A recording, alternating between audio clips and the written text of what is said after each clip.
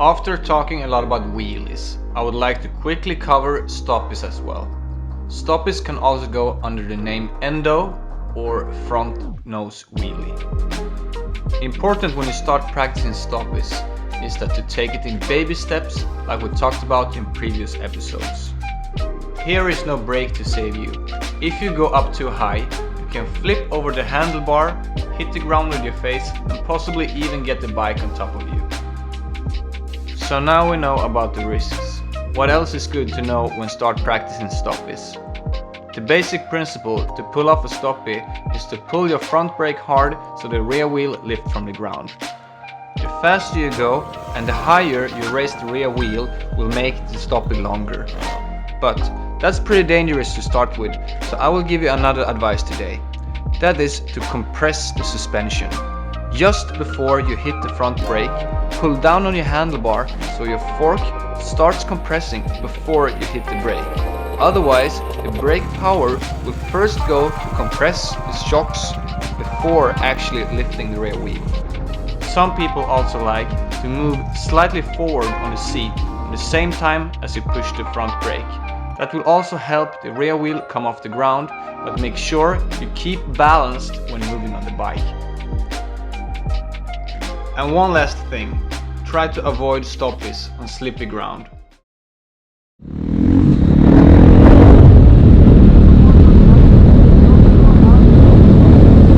To this, the secret key is to have an extra microphone inside the helmet. This microphone can be connected either directly to your helmet camera or to your smartphone in your pocket using an app to record the sound. There is a bunch of sound recording apps you can download. Then you just sync the audio in editing afterwards.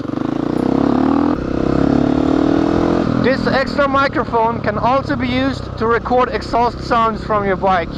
Just place the microphone somewhere on your bike. It's good to have a location where it doesn't catch a lot of wind. But if you do, you can always buy one of these fluffy things to put on top of it.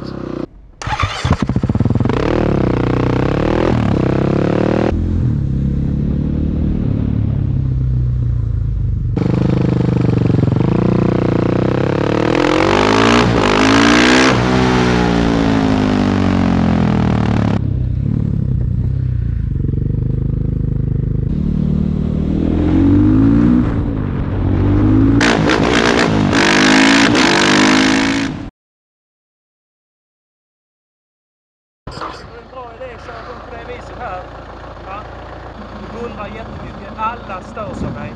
Det är jättedåligt. Alla tycker att det låter jättefint. Det är ljud på det motorcykeln. Visa lite hänsyn tack. Yes. Trevlig helg.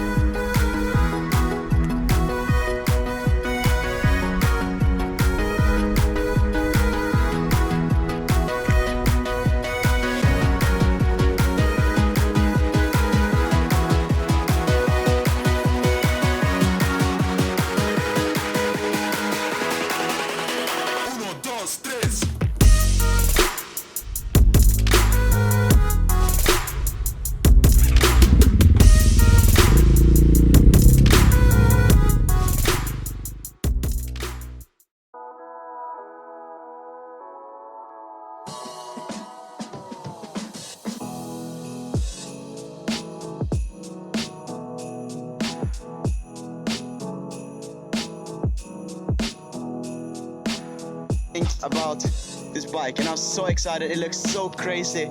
I mean, the colors and everything, just looks like a real 125 or something.